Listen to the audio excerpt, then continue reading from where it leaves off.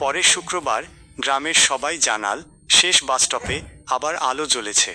সমস্যা একটাই, ওই স্ট্রিট লাইটটা 3 বছর আগে খুলে ফেলা হয়েছিল। রাহাত বিশ্বাস করতে চায়নি, তবু কৌতূহল আর ভয় একসাথে তাকে টেনে নিল।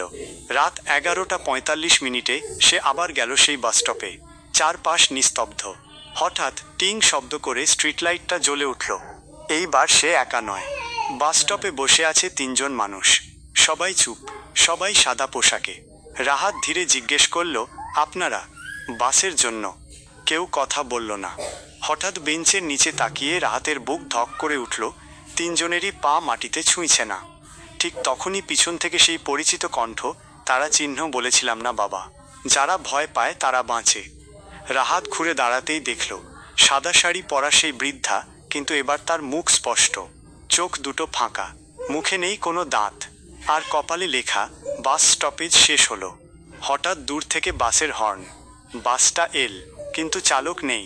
বৃদ্ধা ফিসফিস করে বলল, এই বাস জীবিতদের জন্য না। রাহাত চোখ বন্ধ করল। পরের মুহূর্তে সবকিছু অন্ধকার। পরদিন